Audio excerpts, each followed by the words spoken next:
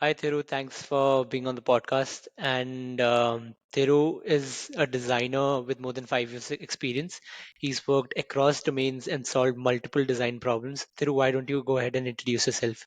Yeah, sure, Sarir. Thanks a lot for having me here. So, ideally, I would say I started off as a designer, mainly majorly in college, but I've been involved in some kind of product ideation much before that. I've tried a couple of startup ideas as well. But again, I was in college and we did not have the kind of funding or tech skill to go by it, so those didn't go well. But hopefully in the future, I'm experimenting on a few other ideas as well. So I hope they work out. I'm majorly focused on like when you have, let's say, a designer, they are skilled at various things, right? Some people are better at visual design, some people Right. are better at experience. So I think my strongholds would be user experience and product ideation, and I have my UI skills to support that. So Okay. that's majorly how I go with. I give user experience more importance and how that as a product can help the company grow more importance. Then I help my UI to support that, and that's how most of my focus goes by when I design things. Got it. And so when you say product ideation, so user experience is something most folks know. So can you go deeper into the aspect of what does product ideation mean and how can a designer really pick it up? Sure, sure. So I think by product ideation, what that means to me at least is that before you start on a product, before you start working or designing something, it is absolutely necessary to know who you are designing it for. I think in the past, when I worked with clients or when with any companies, the first thing I've recognized is they have ideas all over their head, and the ideas are all over the place, and they just want to see things come to life faster. But that Right. doesn't essentially make your company profitable or grow, or your actual product grow. And it does feel good for product owners to try out things and see them come to life, but when they don't work out, it kind of gets to them that, oh, maybe we could have done better. And I feel that's where focusing on what people actually want plays a huge role, and also trying to understand what your development team is currently capable of, what your how your budgets and finances can properly model how you're going to market the product. All of those things matter on how a product succeeds or how a service succeeds, right? I feel gauging those things before actually starting or before actually designing and pushing something out is very important, because a lot of times we've realized that when you design something as per needs of a client or somebody else, the product owner. And when things actually start shipping out, right, you face many more bugs. The development teams faces more bugs and they're unable to finish things on time, and that leads to more delays. And then you realize some things are not easy to implement right now. Some things are more time consuming. Right. Important to gauge how the environment and the team around you works. And I feel like as a designer, it's important to understand that and give the most simplest solution that Hmm. can have as much of an impact as a complicated solution. Because some things sound cool, right? It's like, yeah, let's use AI. And then that's become like a Yeah. these days, let's use AI. Right. Let's use Chat GPT in our conversations. All of those things have become the norm. And just Right. to sound cool for the investors, people go, well, let's use blockchain now. But you realize half the things aren't really AI. They're not inbuilt by the team. And some Yeah. people want to build LLMs, but building LLMs take a long time. You use a lot of data resources to do that. And sometimes it's maybe just simpler to hire a small team to do the Right. job and design for that team to use your product on the backend side better, right? Mhm. And you can maybe Right. split them with like services and subscriptions. So I think that is an important thing for product ideation as a designer, looking at who wants to use your product, how much can you achieve right now, and what is the simplest solution you can give them. It could just be small UI change. It could Right. be showing discounts or offers, but that may help your product sell better. Got it. So I think So that, yeah, that is important. so how do you figure out the want of, if you're Hmm. building a product, how do you go deeper into and delve in depth to really figure out want of a user or a problem that you're trying to solve? Right, right. So like I think in my experience there have been two ways of going by it. One is little when you do that when you have a little bit more bandwidth and time and a Right. little bit more resources, which is I say you actually fly down or you go down to where your users are, you go to different paths, try to understand who you're designing for. In case it's a physical person who is not very digitally literate, then it's Mm-hmm. better you fly down to them and you try to understand how they work, what is the current context they are working in, Mm-hmm. what is their current solutions they're using. Are they using Excel or are they using some other software if they're using something specifically with like SaaS? I would say a lot of people with less digital literacy would end up using like manual, more manual softwares or more manual methods to achieve something. Right. Trying to understand their current context and seeing how simple you can make it for them to understand with respect to language is very important. With respect Mm, to design language, not like just the language, the entire design language is very important. So I think contextual inquiry of people is very important, which is like understanding how someone's context was, how their ambient environment currently is, and how you can design for that, and how you can design for them, how you understand what makes them happy, how you understand what makes them feel gratified when they use your software. Because I feel like when you design for these groups of people, it's not as easy to implement those things because you mm, cannot put themselves in your shoes as a day-to-day person. You'll actually have to see how they do things. While on the other hand, if you're designing for a mass consumer and not someone like someone mass consumer, for example, like a food delivery or like mm, you booking your cabs and something, that's for a mass consumer. You are also a right. customer. So I feel like that becomes a little easier because you can initially put some of your thoughts forward. Mm-hmm. Then you can understand better how other people think, which can be done by basically looking at competitors, talking to people, and looking at successful competitors is a very, very underrated strategy because they have already done some research to achieve something, right? Right. It's easier learning if you look at them and try to understand how they have done something Mm-hmm. and trying to understand where they are missing out stuff. Where are the gaps currently?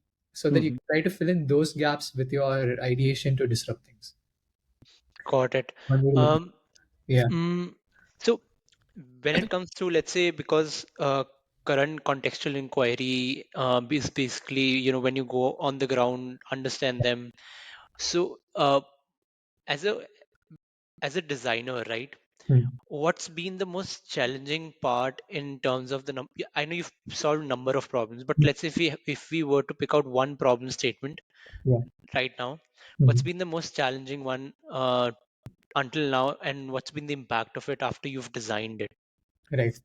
I think the most challenging one, in fact, for me, that has also given me a lot of learning, has been this one project on with my current employer. In fact, so we call it the US filing flow. So what it Mhm. essentially does is people file trademarks online, right? People want to file trademarks. So our initial website collects application information about the trademark and start Right. processing it.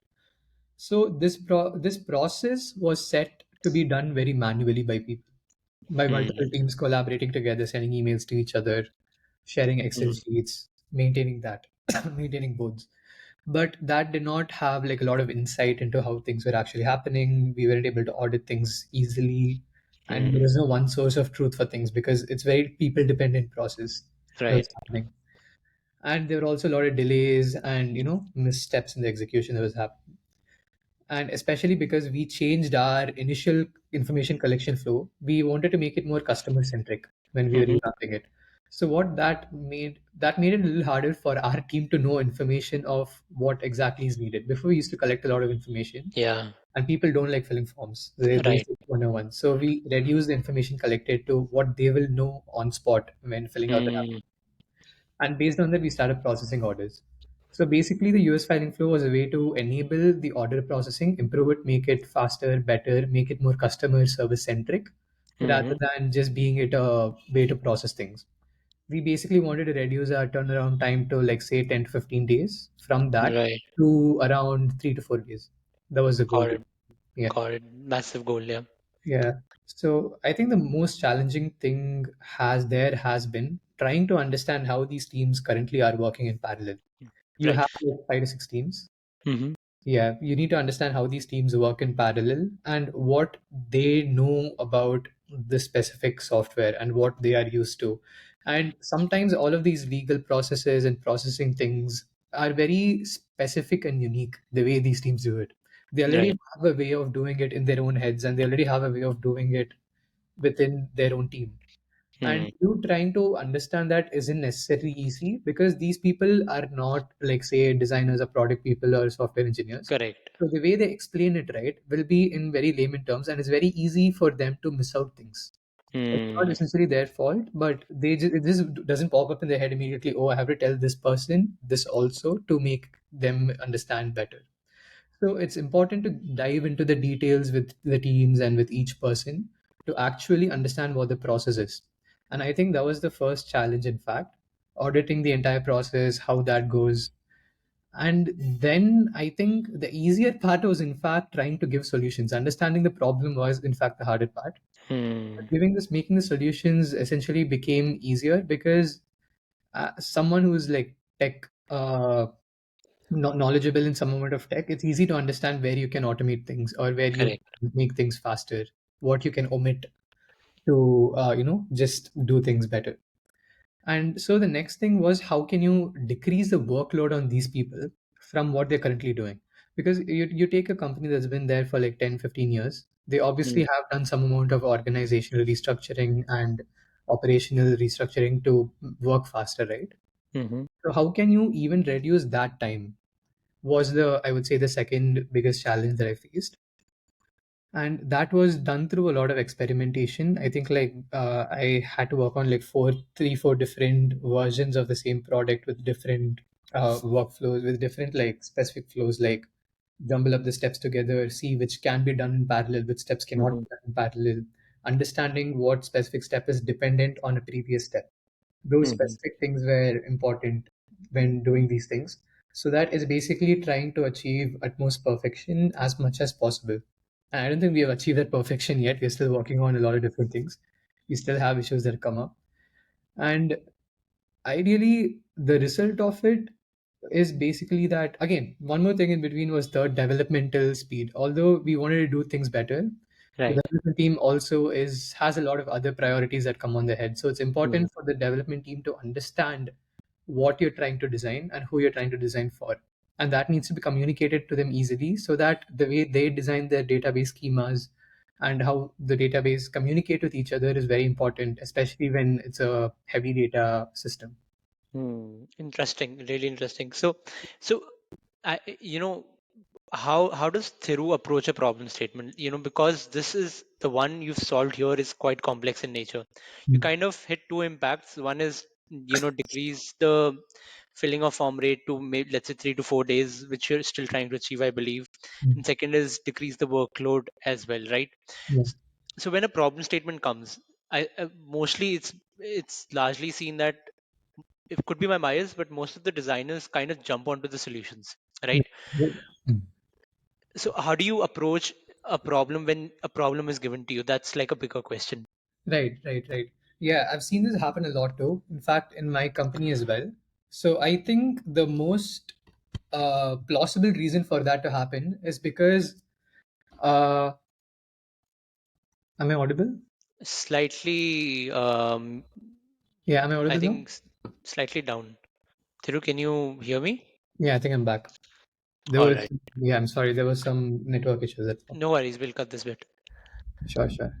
Yeah. So I was saying, there is a weird. What is wrong with the internet? I think he's still stuck. Yeah, yeah. Give me a second. Not sure why that's happening. Yeah. Is it better now? Yeah, yeah. I think I Yeah. can hear you. Yep. Yeah. Works. Perfect. Yeah, so I think like one major thing when it comes to designing is the designers are under the pressure of certain, say, in startups specifically, where Hmm. companies don't have like a proper culture set in place. Designers are in a position of having to do things faster and having to prove themselves to grow in their career. I've Yeah. seen it happen a lot between with my people I've worked with and people interns as well. So I feel like when that happens, they either go full on and implement everything in a certain template that they are taught. Like they probably end up joining like a design school, like a mini design school, like 10K designers or something, and they implement like a huge template to do Yeah. something, or they just dive into the visual designs and hope things work out. to either impress the people above them, or to either like do things faster and just tell them they're very efficient. Right. But that doesn't always work, because every design problem, right, has it should have its own way of approaching things, which I Mm. think every designer again can learn by doing things. You only end up learning by doing things, and you end Yeah. up experimenting or mimicking how maybe other companies do it and try to find the best way for you. And Right. that depends on, for example, right now, the problem solution we were talking about right now, the one Yeah. that I'm on, that is very dependent on operational stuff and how teams work in parallel with each other and Yeah. how information communicates with each other, right? Right. So Right. that has a very different way of approaching things. You do the research on how people work, and then you understand how this information is connected to each other, and Right. then you design an interface for bringing that together in some. Right. But on the other hand, when you're designing something more simpler, like Mm. say a website for a product to just sell a product, things become easier. You just need to Right. understand what other competitive websites are like and what are general e-commerce practices to sell. So things have a more templated version to go by when it comes to conversion. Like these are the number of CTAs you should have on a website, Right. and you provide this information to the user. So Right. I feel like the more commonly something gets done, the easier it is to design for that solution. Correct. But the way to stand out and disrupt becomes a little harder. And that Mm. is where I feel like designers can put in their extra head, and that is where creativity also comes into place. Right. How will you do the same thing but better? Interesting. I How think. so? Let's say in a real world scenario, right? Being a designer, you need to capture your thoughts from different spheres, your ideation, because you're in a creative field. How do you end up doing that? Because let's say if you're solving, let's say, a data heavy product, for example, you would go end up learning data analytics or something of sort. So how is it done usually at your end? How do you end up doing that? Yeah. So ideally, you don't actually have to learn data analytics, Mm-hmm. but you just need to know how to like get people to do certain things for you to get you a better report. For example, I don't necessarily go out and learn data analytics, Right. but I would rather try to learn the schema of the data that is being used, or schema of the data that is being scraped. Mm. Understanding what is the schema that is needed, what is the data Mm. needed to do the certain job, and what Right. you're currently collecting, and Right. seeing how to form the data that is being missed out from what is needed. That Mm. is one way of looking at things. And I don't necessarily have to sit and do all of these, all most of the work, because you have developers, backend developers, you have data analysts. Right. It's as simple as asking them to give me a certain. You need to understand what you want from them. I Hmm. think most of the times the developers and engineers, if you are clear with what you want from them, there Right. is not usually an issue of miscommunication or redoing things. Hmm. Right? So I feel like that is the most important thing. You need to understand what you want, and you need to ask them, like, "Hey, can you give me a more readable version of this data? Can you give Right. me a more visual version of this? Can you export some of this data and give it to me so I can Hmm. understand it better?"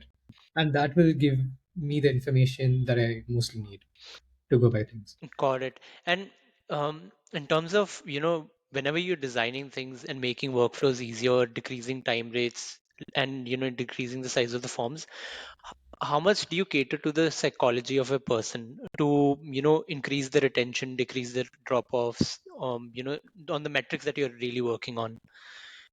A lot, to be honest. Hmm. Like,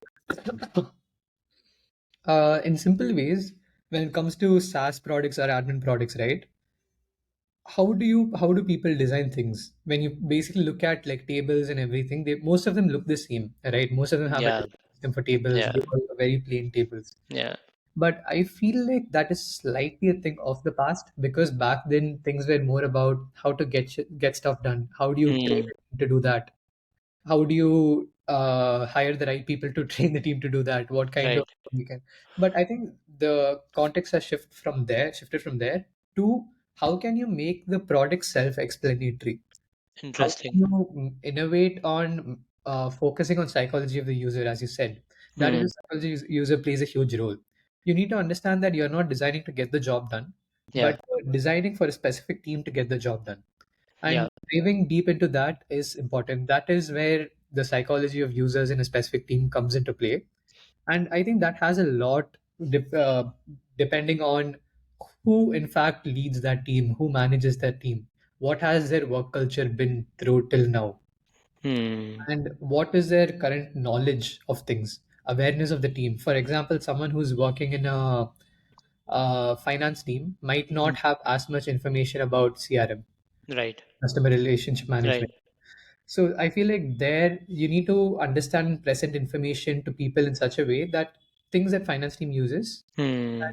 they have the data that they understand. It's presented Right. in the way they understand. While it Right. comes to CRM, you need to understand that they have data presented in a way that they understand. Right. I'm just giving these two examples because these are two teams that are mostly present in all Yeah. companies. So I'm giving like these examples. But I feel that is where psychology of users and psychology of group of users come into place, because if Right. you go for a mass product, you go for designing personas, right? Hmm. Gathered through multiple huge amounts of data. Yeah. I'm saying this because I've seen a lot of designers have their tasks put up with Yeah. saying personas, but they probably spoken to like 5 people and they made a persona. That's not a persona, that's a user type. Okay. Persona is more about you talking to massive amounts of users. You have like teams working on that to Hmm. understand or to give what a persona is. So that is different from what a user type is. A user Got it. type is what we usually see on these tasks that designers do and have on their portfolio. Right. Yeah. So understanding these user personas becomes harder because there is no mass common user group when it comes to designing these SaaS products or admin products. There are smaller groups that you need to understand better, and these smaller groups are dependent on the industry type, on the company you're Right. working with, and a huge Yeah. things. Yeah, I feel that's how you innovate with respect. And in terms of, let's say, because I bet you might be using a lot of tools, right? So could you give some examples on, what tools do you end up using, and Mm. what design aspects that you end up loving? For example, if you are using Notion, what do you end up loving about Notion? How have Mm. you ever picked out des, captured design aspects of the productivity tools and integrated into your workflow? Yeah, yeah, sure. Yeah, so I think majorly first thing is Figma. Obviously, it's a huge upgrade, at least for me, from Adobe products, Adobe XD. Right. The usability of things is just better. The community is just better with respect to its plugins, and you don't have to pay for a lot of things. So I feel that is one thing. And with respect to Figma, the usability of the basic interface of how Hmm. Figma is makes things easier, makes things Hmm. for me as a designer easier to understand. The way I Hmm. can interact with frames, how auto layout came out to be, and all Hmm. of those things make it easier for me to do things. And the plugins, in fact, reduce my time a lot. Hmm. Yeah. And the second tool for planning is either FigJam or Miro. I personally prefer Miro because it's made for that and it just feels more exclusive to me.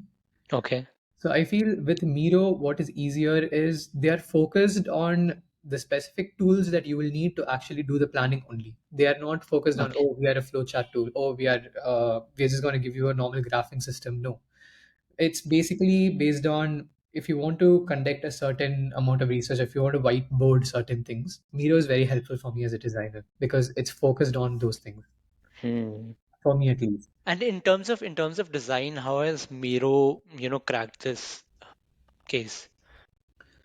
I would not say how they haven't done anything specific, but Yeah. the way their presentation is just very simple, and I Hmm. would say it is very familiar for me to use because it's very similar to, I would say, Figma, or it's very similar to, I would say, FigJam in a few ways, Hmm. right? So it feels familiar for me to use because as a designer, when you're using tools, right, Hmm. contextual change between different softwares becomes kind of annoying.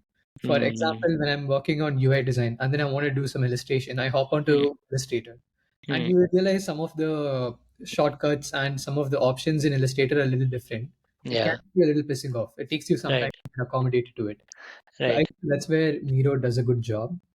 And with respect to planning, I felt Notion be the best for me Okay. because, in fact, we currently just, as a design team, implemented a few sprints on Notion, like Hmm. how developers do it on Jira. Right. We also have documentation involved with things. So Yeah. it's easier that you have tasks and you can Hmm. document under the same task, under the same issue, write Hmm. a PR or a product document under the same issue to understand, explain to users better. Hmm. And you can create sprints, you can automate things, is what I've seen is amazing. Right now, you do a task, any designer sends it, the sprint automatically gets updated. Everyone on the team gets an update on Slack. Yeah. I feel that is the thing. But the most game changing tool that I have specifically used, two in fact, now I speak about it, is Loom and ChatGPT. Okay.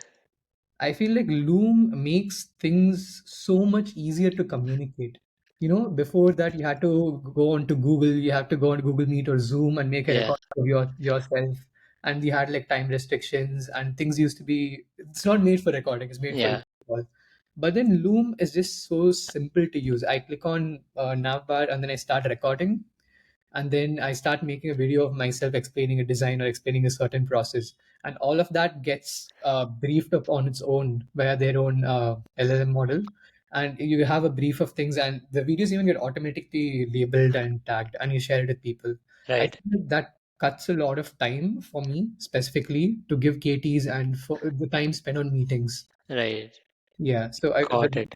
and rich with media communication is always better than textual communication. Yeah.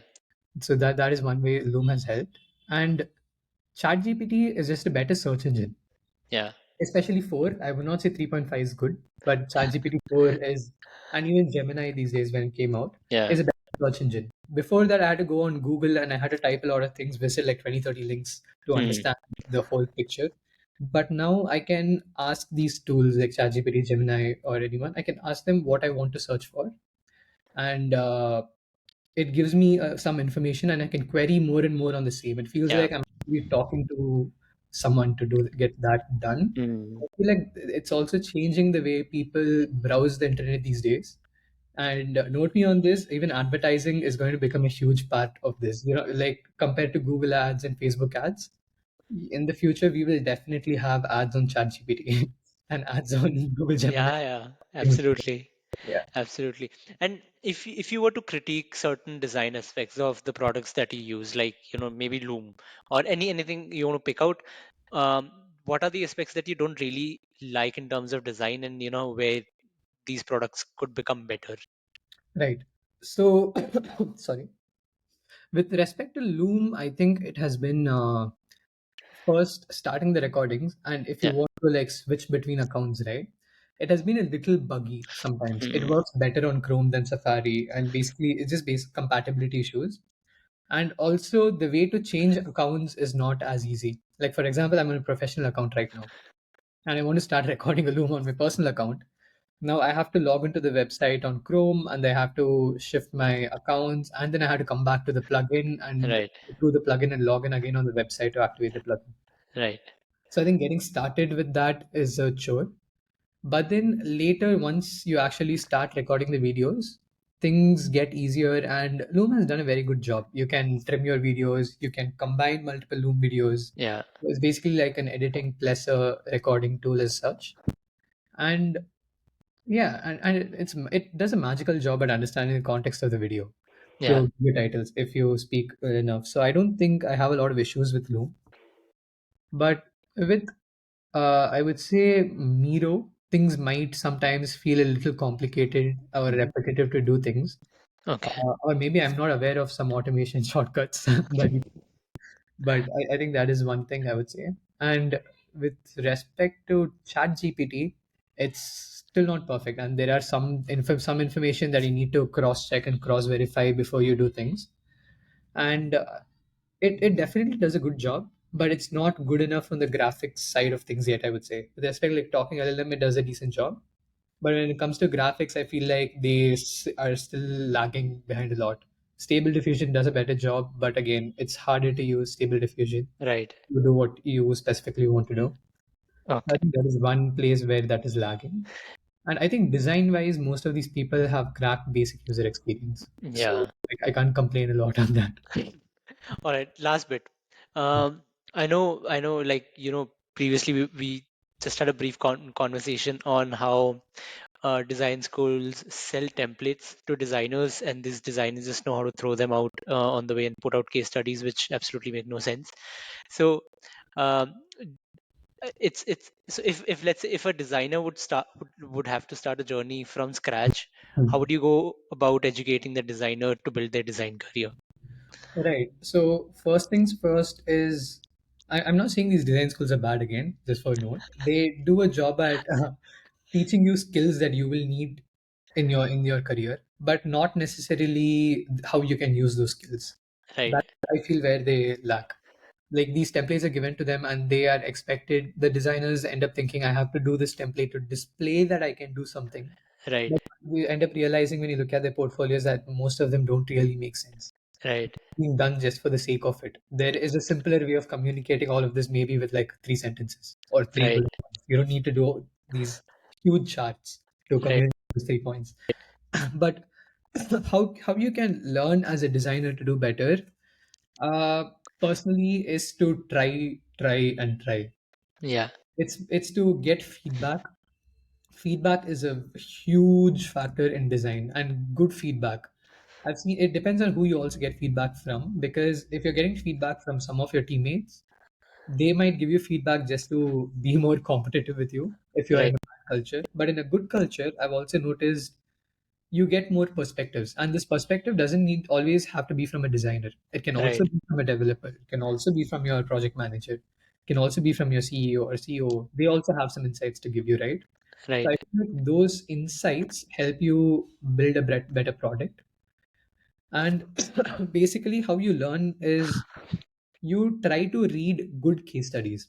Hmm, Maybe I would say you go to some very good designer, like say go to Google designers portfolio, go to hmm, Amazon designers portfolio, go to Swiggy designers portfolio, go to like Apple designer, any good company hmm, design portfolio, and try to read their case studies and how they have improved and what their hmm, focus is on. Is it focus on the UI design, or is it focus on the storytelling, or hmm. is it focus on just giving out solutions, or is it focus on improving metrics?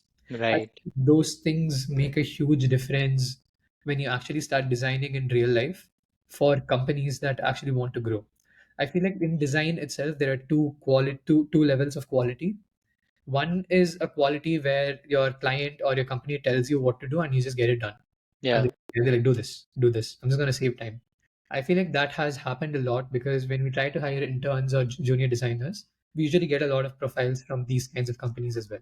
They have right. a lot of work, but none of them have any essence or quality to it. And when Hmm, you ask them in interviews, they end up saying, I was asked to do this. But the second category is basically where your insights as a designer are being taken into account. I feel like that is the kind of place you would want to be in to learn and grow. hmm, Initially, obviously, your client or your company or whoever you're working with is going to come and tell you, no, I don't trust you enough. I might know right, it's my money, so do what I want. But right. so one way to tackle that is you do what they want Hmm, and also do what you think is better and give yeah, them a comparison of the both, hmm, if and try to help them understand why this makes more sense than their solution. yeah, I feel like that will, once things start working out, they will have more respect for you. I would say the way is more not does not come from ego as such, but they they feel like some junior designers might lack accountability, might not have the knowledge. So you need right. to build that respect for yourself in any company or any situation you Hmm, get into by shipping out successful designs, by shipping out designs that make right. sense. So that way, they will also start giving your opinions more value and Interesting. you can experiment more. And Yeah. once you start experimenting, you will ideally learn more. Awesome, awesome. Thanks so much, Thiru, for your time. I think it's been a lovely conversation. A bit of deep downing into the aspect of the problems that you've solved. A bit of learning fundamentals of how to think about problems, and a bit of figuring out the design career. Thanks so much. Thank you, Salil. Thank you for being a lovely host. Thank you for asking good questions that I can actually come up with. Yeah, and thanks for letting me talk when it comes to like a lot of things. Thank you so much. Thanks. Thanks Really for having enjoyed this conversation. me. Thank All you. right.